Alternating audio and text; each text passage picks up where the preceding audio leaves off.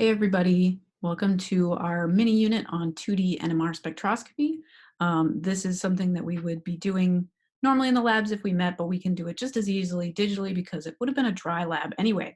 Hopefully you all are well while you're watching this video. Be sure to take notes as we go along and send me any questions by email or stop by my office hours if you want to chat about some of the concepts and some of the practice problems that we'll be working on for this unit. So I want to give a shout out to the JChemEd article that I'm using for some of this data and examples that we're going to work through together. So I want to start with a little refresher about one-dimensional NMR to get reacquainted with looking at these types of graphs and thinking back to the information that we know already we can get from these type of spectra. So firstly, we can read the ppm shift down here along our x-axis, and that'll give us a little bit of information about the type of hydrogen or carbon atom that we're looking at.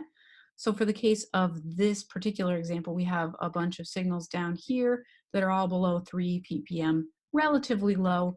That means that they're probably hydrogens attached to sp3 hybridized carbon, whereas if we had something that was more in the sp2 or aromatic regions, that would be higher up here. So we can start to differentiate types of hydrogens or carbons based on the shift.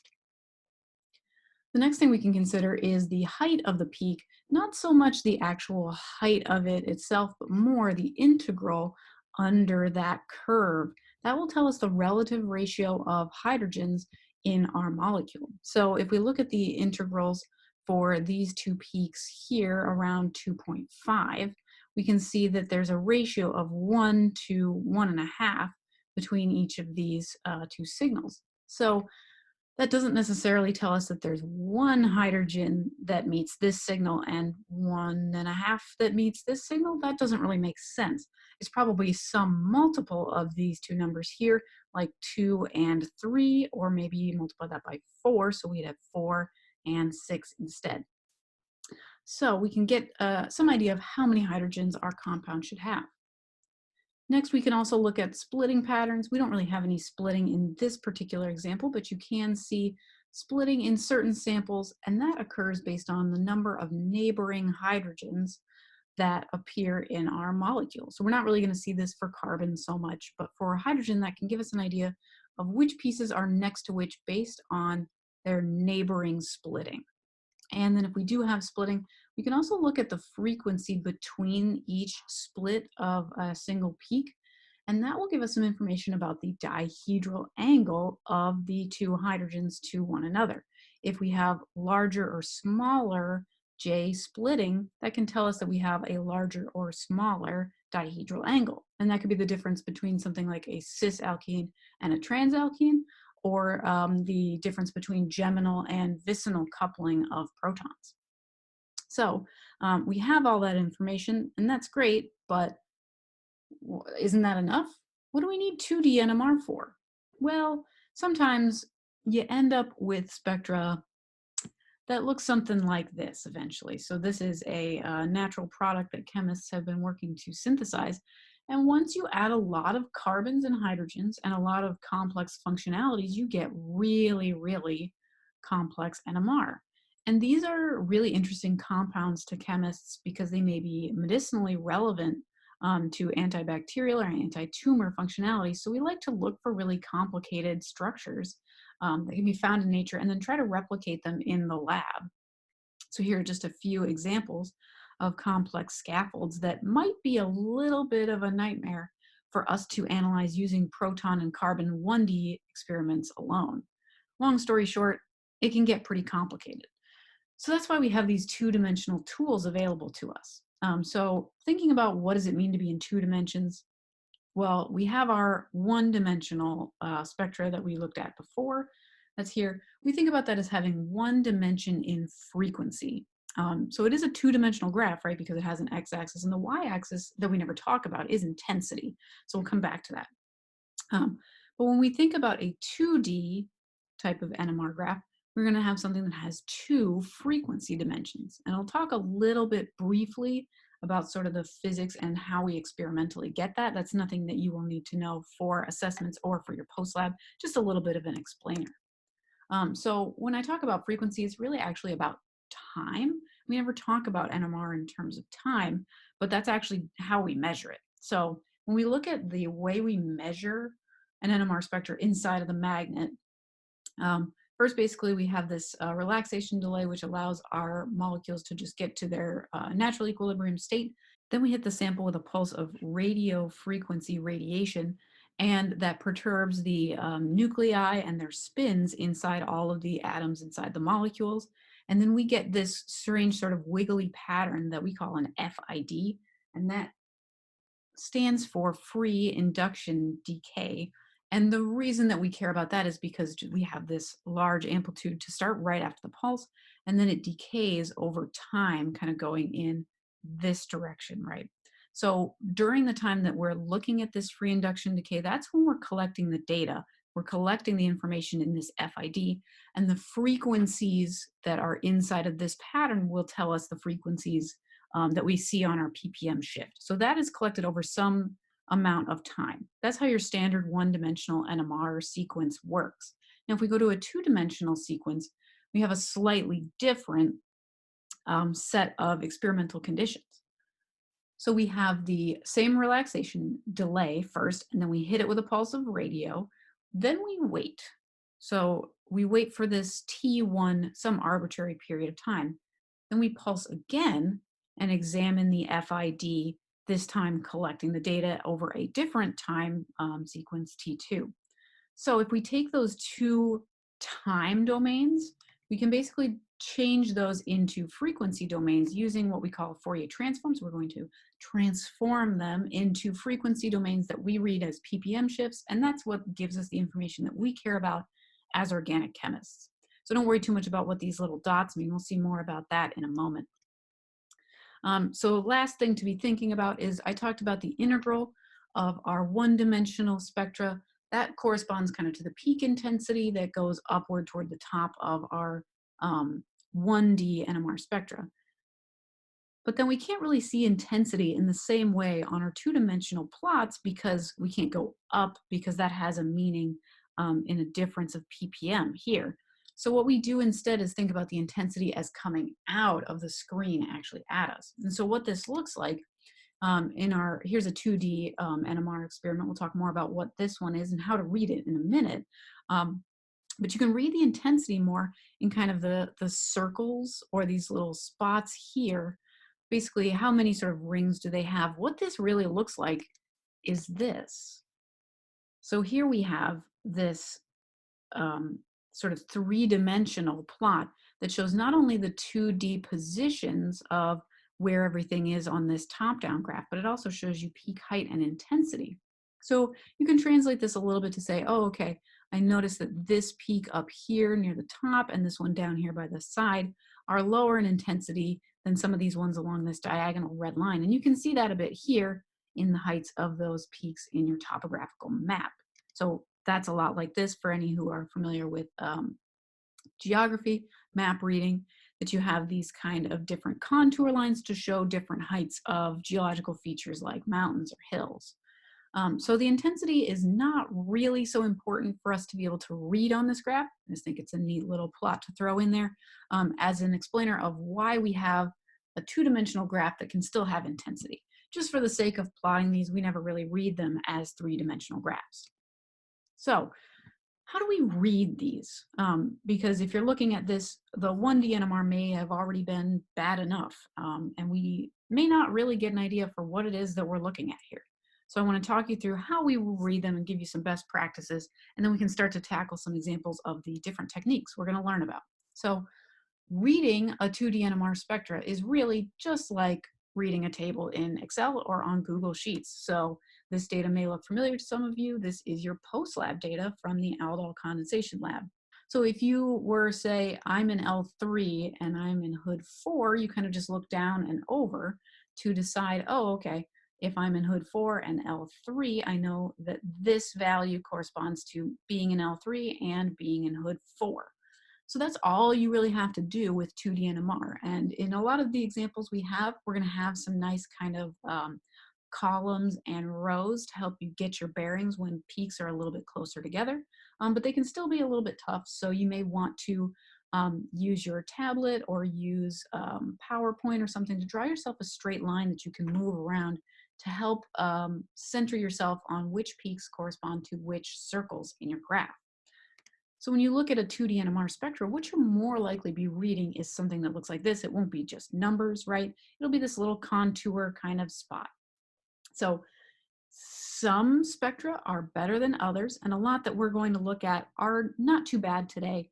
But in some of the practice examples or other examples you might see in the future, some of these spots can look pretty wonky. As you can see, this one is fairly circular, but it does have this little nub hanging off of one side. So my best advice to you when looking at how to read these peaks is looking pretty much right at the center of the peak as best you can get it, center up and down and center left to right as well. So with that, let's talk about the techniques that we're going to work on for this mini unit. We have 3 different two-dimensional techniques, and we're going to start with the Cosy. So we'll talk about the acronyms for these as we go along, but Cosy is an acronym for the type of technique that shows us proton-to-proton relationships, and it shows us protons that are coupling with one another. Now, if you have a 1D spectrum and a fairly simple structure, you can probably already determine which peaks are coupling with which other peaks. But again, when we get to more complicated structures, it can be a little bit difficult to see. So this gives us a very direct way to determine which protons are coupling with which. The next technique is HSQC, and now this shows us carbon and hydrogen relationships instead of hydrogen-hydrogen relationships, and these are direct relationships of which hydrogens are attached to which carbons. Now this can be really useful if you have some carbons and some hydrogens that are all fairly similar. Say sp3 hybridized carbons and the hydrogens that are attached to them can often be pretty similar in ppm shift. This technique will show you exactly which hydrogens go with which carbons. And then our final technique will be the HMBC, which is the same carbon to hydrogen type of coupling, but now these are going to depict for us long distance relationships of our carbons to hydrogens kind of across several bonds in the scaffold. So if we look for something that's 2 to 3 bonds away, we'll be able to see that relationship in this HMBC technique. And that can be useful when you are pretty close to your structure or what you think your structure is. This can just help you determine, oh yes, exactly, I can see these relationships, so I know that these particular carbons must all be very close to each other. And that's particularly useful when you have a lot of carbons that are similar and you're not necessarily sure which order they would go on your structure. So for the purposes of the post lab for this little mini unit, we have mainly Cosy and HSQC techniques and data for you to be concerned with. I have a couple of practice examples for which having the HMBC and using that data can be useful to help check that you're exactly right on point with your assignments. It is not strictly necessary for our post-lab assignment, so I'll give you a little out at that point in the presentation that you can keep watching to learn a little bit about HMBC or skip past it if you don't have the brain space for it right now. Like I say, it may be useful in the future, so you can just stuff this knowledge away for later if you don't want to use it for this assignment. So let's get started with our hydrogen-hydrogen coupling two-dimensional tool called Cosy, which is short for correlation spectroscopy. And as I mentioned previously, this is something that shows the correlations of which protons are splitting with which. Now, in the examples that I'm going to give, when you have the compound, it may be already pretty clear to you which protons are splitting which just based on the structure. But this will give us a nice extra bit of information for when we're not certain about the structure. We can tell which protons must be adjacent to which so that they could be splitting one another. So this is what your Cosy will look like. We'll get into the bits and pieces a little bit more in a second. But these peaks down here, the spots kind of in this grid, are the pieces of information that we'll actually be looking at. So let's start off with a fairly simple example. We have this very symmetric diamine here, and we can just think about where these peaks are as far as the one-dimensional NMR goes, and then we can think about using that knowledge as a tool to help us interpret the 2D NMR. This is a strategy that I would recommend that you take for any type of two-dimensional spectra, is really to make sure you really understand the fundamentals of the 1D first before you start looking at the complexities of the 2D. So to get started here, we want to look first at assigning these protons to peaks here on our 1D NMR spectrum. So if we look at this methyl group here right next to the amine, we are going to assign that peak to this one here that's around 2.4. And the reason being that even though these two peaks are relatively close together chemical shift-wise, we can tell that this must be A based on the integrations, right? So if we think about the number of protons that must be present on carbon A, I'm going to draw it on this symmetric carbon A, just so that we can keep it straight. Put some little tick marks in there to show that there must be 3 hydrogens there and 3 over here for a total of 6. So that is going to definitely be a larger number than these protons here on these carbons, where there are 2 protons here and here for a total of 4 that are equivalent by symmetry. So the peak with the bigger integration here must be peak A. So that's one way to tell apart. The methyl protons are also just a little bit lower usually anyway. So with that knowledge, we can move on to the next proton of interest is this one B, which we are labeling as the one that is on the nitrogen itself. And that one is going to be a little wonky with these integrations perhaps because of the broad nature of that peak. NH and OH protons are susceptible to exchange within the sample. So you don't necessarily get a really nice thin, sharp peak, and the integrations can be off there. So don't worry too much about that. The last one is C, which as you can see, I labeled here with these red tick marks. Again, there should be 1, 2, 3, 4 hydrogens there. So we can look at these ratios and say, oh, okay, if peak C is supposed to be 4 protons, but we integrated it to 1, we could just multiply this by 4. And if we multiply this number by 4, we should get pretty close to 6 protons, which is the number we should have at A. Again, our integrations for NH and OH protons are not going to be super reliable, so don't get too hung up on that. Now we can look at this in the Cosy. Let's get rid of these annotations here. In our Cosy, we have a few different pieces to be thinking about. We have our ppm axes here for reference so that we can think about, oh, right, that peak was at 2.4, etc. We also have these reference spectra up here at the top, right, which is just a copy of our one-dimensional spectra here and here. So these don't actually have anything to do with the experiment itself. It's just the data from our 1D experiment plotted on top of our 2D data so that we have that point of reference.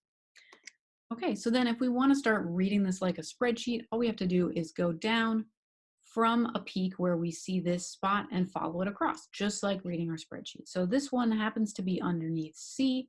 And if we follow that over, you can see that it also corresponds to C on this axis. So that peak is basically just C showing its coupling with C. Same thing going on here. If we follow this blue line across this way and then back up, we see that A corresponds to A. And so that's the meaning of that peak. Now, this doesn't really help us out with a lot of correlation information yet, because we know that C corresponds to C. The protons on C are one and the same, and therefore they couple to one another. Now, this is something we don't normally see in the 1D NMR experiments, and it's something that we're not really worried about for the most part, because we know those 2 protons are identical. They're going to couple with one another. Same for A. Now, you don't see a nice response for B coupling to B, and then again, that has to do with the exchange of B within the sample, within the solvent. You may not see correlation peaks for NH or OH protons, and that's totally okay. So the fact that these 2 peaks correspond with themselves is not super useful information. What that does give us, though, is a little bit of a baseline to say, oh, okay, I know that that is A and C and C. This is something that we call diagonal peaks or the identity diagonal. Either way, all this is meaning to say is that the protons couple to themselves, and it doesn't really mean anything other than that. So any of the peaks that are identity peaks will follow along this line, and we can pretty much just discount them. We'll look at some examples of non-diagonal peaks here in a second. So let's look at a slightly more complex example. Here now we've got a little bit less symmetry due to the methyl groups placed on this amine. So Looking at our spectra here, we've got some splitting, we've got some more interesting stuff going on. Let's zoom into this region of interest to take a look at these peaks and see which ones are which. So we have some slightly more obvious contenders out here based on their peak shape, so we can go ahead and label that in. Those are going to be the protons from our primary amine. Again, integrations may not work out so well there. We have a nice broad signal at that point. And then we have these protons at carbon B here that are being split by their two neighbors up here. I'll go ahead and just annotate those in for us quickly. Here and here. Those are the two protons that are going to split protons B into a triplet. And then these two protons at C here are going to be similarly split by B. And we'll draw those in quickly. And split C as well into a triplet. Then the next thing we have to contend with here is this big singlet, which are the methyl protons here at carbon D, and this one down here is the same by symmetry as well. So even if you're feeling a little bit rusty on your splitting, you can always fall back on the integrations to help you say, oh, okay, I maybe don't know how many protons are at B and C. There's definitely a lot more on D. That makes sense for the methyl groups. So if we multiply all these integrations by 2, we should be pretty close. We get 6 protons for D, and then 2 protons for B and C.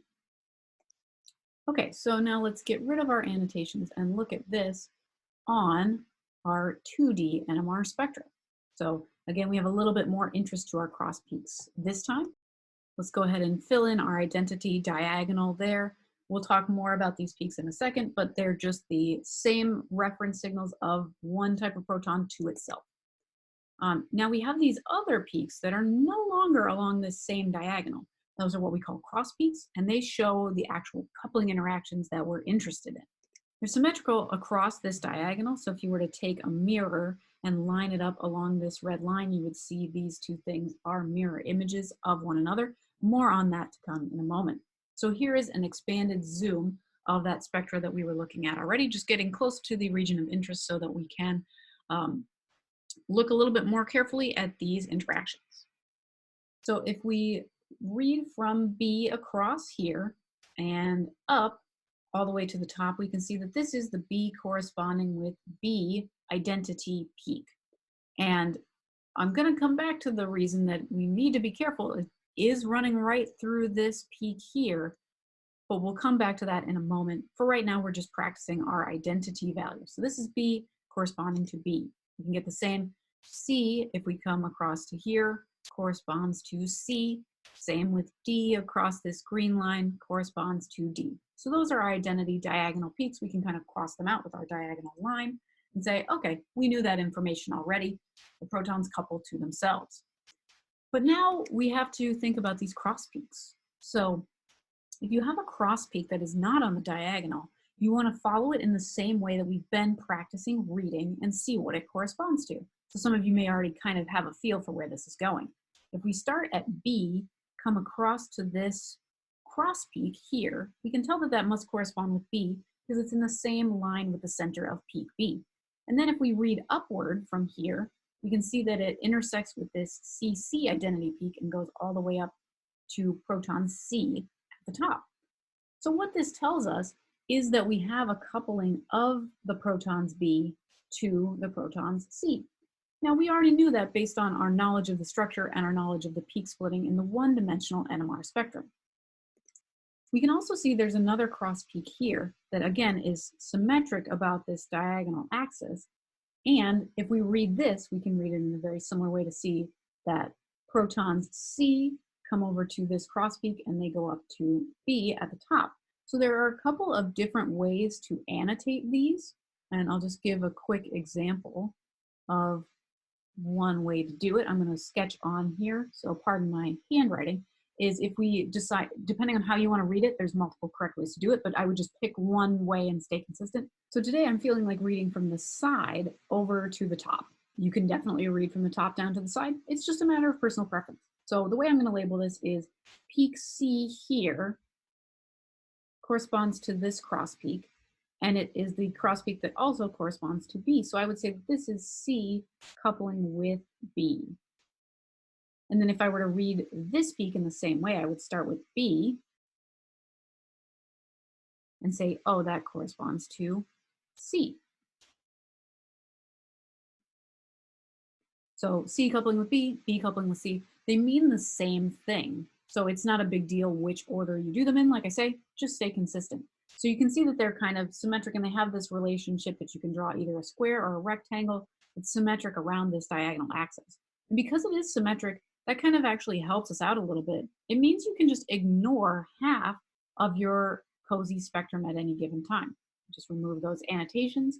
So since the information is symmetric, you're getting it twice. The lower half of this, or the upper half, doesn't matter. You can totally ignore one half of the graph because you can see all the information that you need to from just the top half or just the bottom half. So let's move on to a slightly more complicated example, adding more carbon atoms, adding a little bit more complexity here. Again, let's zoom in on our region of interest and start labeling some peaks. So again, here are our primary amine hydrogens. No surprise there, nice broad peak. And then next we have a methylene CH2 that's up here around 2.7 ppm. Again, sorry, our peak picking numbers are not correct for this. So we know that that is a triplet because it's going to be split by the two protons that are down here at this carbon. In fact, let's go ahead and draw those in. There's the two hydrogens there that split B into a triplet.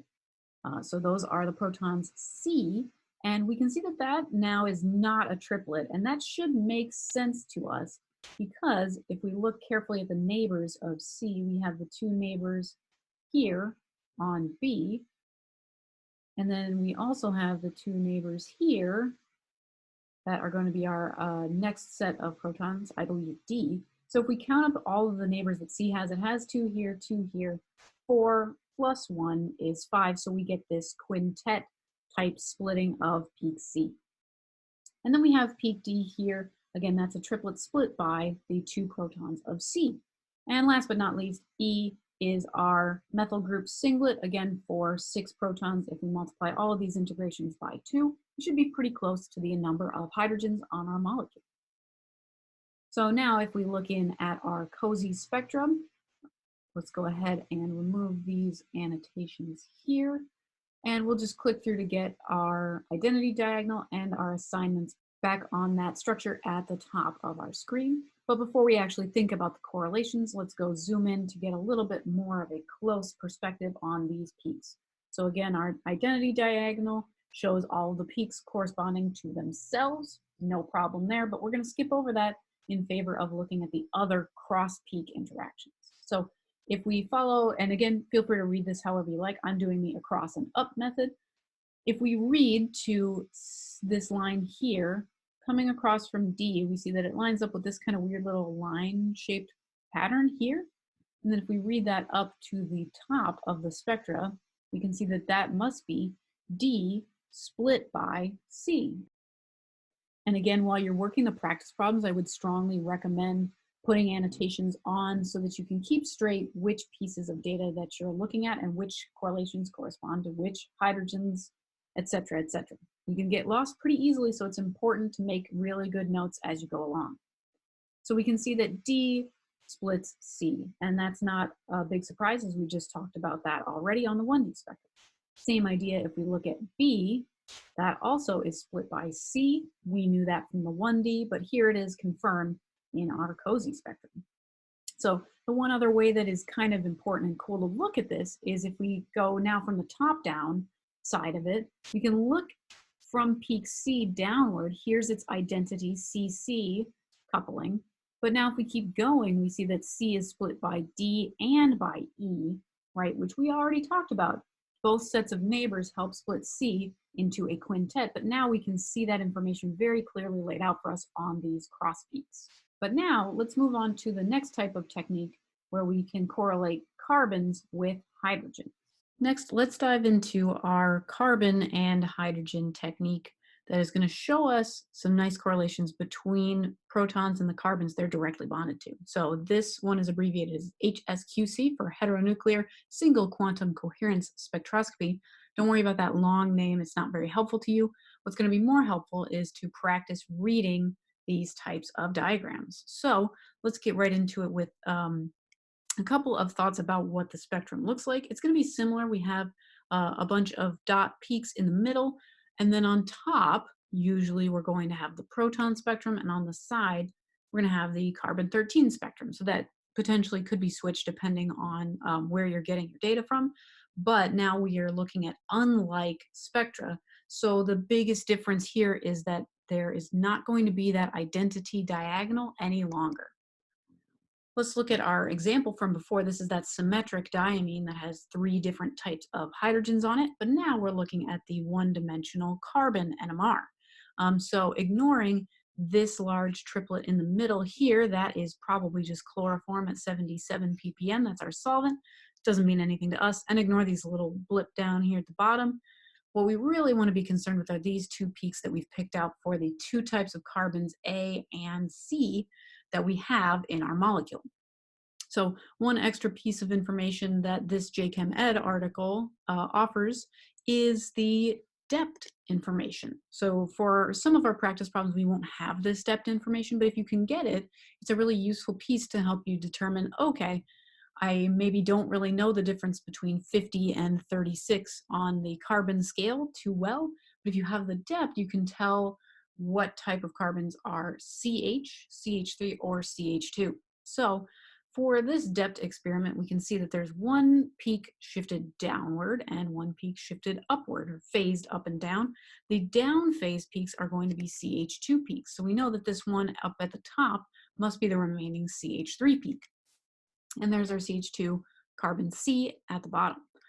So now if we take this information, knowing where those 2 shifts come out, we can sort of translate this onto our side spectrum here and compare it to our proton spectrum at the top. So we can tell that the protons C have to be this singlet here that is slightly smaller in intensity, right?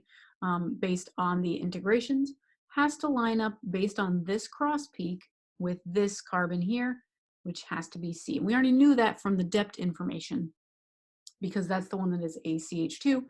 And we knew that carbon A, that's the upfield shifted one, has to be this CH3 because there are more CH3 protons than there are CH2 protons.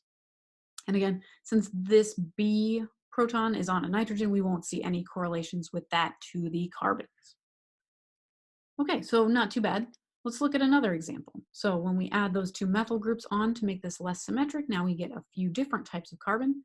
Again, forgetting about the triplet here that is our solvent. The other thing to not invest too much emotional or mental energy into is the height of the peaks in your carbon. While there may be some trends, it's not reliable to assume, oh, definitely it has to be that this 45 peak is D because there are 2 carbons that match up with that and every other carbon is unique. Now that may be the case, but it's not a reliable assumption to make, so don't stick with that. Instead, let's look at our depth information to tell us, okay, the peak at 62 and the peak at 39, both inverted to go to the negative phase, which means they must be CH2 carbons, so those are probably B and C, and what we're left over with is D that is still pointing up. So we were right, but again, you shouldn't make that assumption ever. Now we definitely can't tell the difference between B and C yet, but that's what our HSQC is going to allow us to do. So if we look at this here, again, we have our proton on top and carbon on the side. Let's zoom in to get a little bit better of a resolution here to see what's what. And then if we follow these along, we can see that protons B correspond to the most upfield shifted peak here. I think this was about 39 ppm, and that checks out with our axis here. We can see that carbon C must be the one that's furthest downfield based on its correlation with these 2 protons on carbon C in our proton spectrum. And then additionally, we have the D carbon that matches up with the D singlet for those methyl groups. So not too bad, right? And then if we keep going with increased complexity, we can look again at our depth to get a little bit of information. The only peak left standing up could be a CH or a CH3, but we know it has to be a CH3 because that's the only type we have in our molecule. The rest are all CH2s. Which one is which? The HSQC will help us find out. So here's our HSQC again, and we'll zoom in to see the peaks a little bit more clearly. Now, if we follow along, we can see which one is B, which one is D. We know which one E is probably by the fact that it was the only phase up carbon signal in our depth, but we can still see the correlation here, which is nice. And carbon C corresponding to those protons C. So that's the major idea behind HSQC. It's relatively straightforward. There's not any kind of diagonal or duplicate peaks that you need to be too concerned with. What you're really just seeing is which carbons are bonded to which hydrogens. This can help you out with assigning your carbon spectra if you have some carbons that are fairly similar and you're not certain which one is which. It can also help you confirm which protons are attached to which carbon to kind of give you the building pieces from which you can start to arrange and rearrange the pieces to start to build your molecule. Now, we're going to talk briefly about a third technique, HMBC. You don't strictly need this for your post-lab portion of this exercise, so feel free to stop the video here and move on to the practice example videos or start working on some of the examples with your lab partner. But if you want to stick around just to see how this technique can help you determine a little bit more certainty about your molecule, it may be useful for some of the examples should you decide you want to continue to practice them. But if not, I'll see you in the next video for a little bit of practice walking through a problem from start to finish. Okay, last but not least, we have one more technique that is optional, but it could probably be really helpful for those of you who are trying to work through some of our practice problems and want a little bit more clarity about which hydrogens and carbons are connected to which other ones. For that level of detail, we can have a lot of success using this last technique called HMBC, or heteronuclear multiple bond coherence spectroscopy. Again, don't worry about that big long name. What this technique shows us is the correlation between protons and carbons that are not exactly next to each other, but they're a few bonds apart. So again, this is going to look very similar to our HSQC, where we have a carbon and a hydrogen spectrum, but they should be labeled as HSQC and HMBC so that you don't get them confused. In the HSQC, you should really, for the most part, only see one proton to carbon correlation. If you are seeing multiple, then you were probably looking at an HMBC. So let's take a look at a couple of our examples from before. So here's one of our very simple diamines. Let's zoom into this region of interest up here. So we can see that looking at carbon A and the hydrogens A on that methyl group, they are going to correlate to themselves, as we saw in the Cosy. They're probably not going to correlate to B so much because of that nitrogen being there. The correlations across those heteroatom bonds aren't always as good. But they're also pretty close to the hydrogens on C here. So if we can count the bonds away, as long as it's within 3, we could see that interaction here in the HMBC. So let's take a look. If we're looking at this CH bond here, that's bond number 1, number 2, and then number 3. So the farthest away we can get is this carbon here, the one that's labeled in the top structure as carbon C. So we do have a 1, 2, 3 bond relationship from this hydrogen to this carbon. So our HMBC shows us this proton A to carbon C coupling, like so. Now, if we consider the protons on carbon C instead, we can count very similarly. So we have 1 to get to the carbon scaffold, and then if we go 2 out, we get to this CC bond here. So we can see a C to C correlation because this is a carbon C, this one is also a carbon C. There's no carbon that's 3 bonds away, though, as you'll note down here at the bottom. If we were to go 3, we would get to this nitrogen here. So in that case, we're not going to see any correlations with that.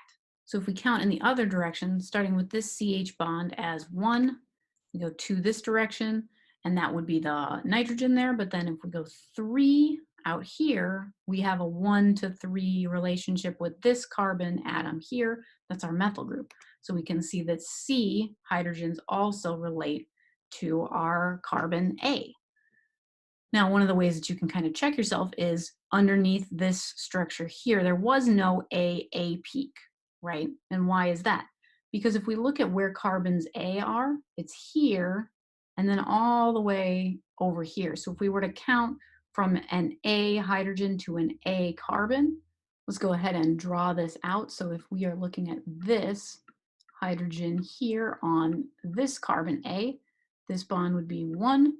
The A to N bond would be 2, 3, 4, 5. You get the idea. 6. Now we're really, really far away from the other A. So the A hydrogens don't see the other A carbons, and therefore we don't get a peak showing up in this technique for A to A coupling. So in this next example with our desymmetrized diene, if we take a look at this hydrogen here that is on carbon B, we can kind of come down and see that we have a relationship to C here. And so that might not be a big surprise because they're right next to each other. We could probably see the hydrogen-hydrogen splitting in the Cosy if we were looking for it there, but we can also see it in this technique as well.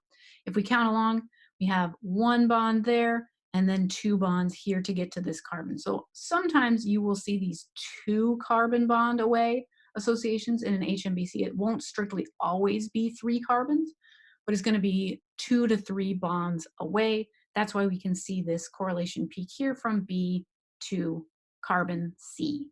And then you can see if we keep going, if we were to add a 3rd bond, now we would arrive at that nitrogen. So since there's no nitrogen NMR here, we're not going to see the correlations to that. There's no 3 bond coupling for proton B, just a 2 bond coupling like so. Now, if we look at this proton on proton C here up at the top, we can start counting away there. 1, 2, and we don't have a 3rd bond in this direction, right? Because there is just that nitrogen. So we only get the 1, 2 bond away correlation to carbon B, and that sort of goes with the one that we found earlier. Again, just like in the HSQC, there's no identity diagonal here, so they're not redundant peaks. They're 2 peaks showing slightly different couplings. So now if we look at this hydrogen up here on carbon C, that corresponds to this triplet here. We know that that is going to be split by the protons on B to give the triplet, but let's look at the carbon to hydrogen relationship. If we count this out, we are 1, 2 bonds away from carbon B, so we can see that interaction there like so. But when we go out to 3 bonds, now we're at the nitrogen again. There's no 3 bond correlation for hydrogen C. Now, if we go the other direction and count that out, 1, and then going 2 in this direction, and out 3, we get to these methyl groups here, those methyl group carbons. So we can see that relationship here, C to D. You can ignore this peak in here. That's just some kind of an artifact from this particular sample. What we're more focused on here is the C to D relationship. And last but not least, if we look at the protons on signal D there, all the way out here on those methyl groups, we can count that out as well. That if we go 1, 2, 3, we will get from this hydrogen out to the other methyl group, and then we sort of have a D to D self relationship, because remember that these carbons are identical, but they still have that relationship to one another where they can show a correlation from one carbon to the other identical carbon. So that's why we see kind of an identity peak for that one. Additionally, we can go 3 in a different direction up this chain, and we arrive at this CH2 here, which is carbon C, and that's why we see that peak right there. So that was the brief primer on HMBC. Like I said, that won't be required to complete any of your post-lab work, but there will be some HMBC data available for a couple of the practice examples that you may want to work on. So feel free to work on those examples. Again, if you don't have the brain space for HMBC data right now, don't worry too much about it and just practice with the Cosy and the HSQC data. That will definitely be worth your time to do to get through the post-lab. If you have any questions about any of these 3 techniques, or one-dimensional NMR, if you need a little bit of a refresher on that, no problem. Leave me a comment here in the video or stop by my office hours to chat with me about it. Now that you've got the techniques down of what we're actually looking at in a 2D NMR, you can go in and walk through a couple of the example practice problems that I will post on the Moodle and here on the channel for you as well. What I would encourage you to do is to try those examples first on your own. I promise a couple of them will be pretty straightforward, and then take a look at the video to have a little bit of a walkthrough and help answer some of the questions that you might have. So give those a try, take a look at my other videos, and let me know if you have any questions. Thanks for watching.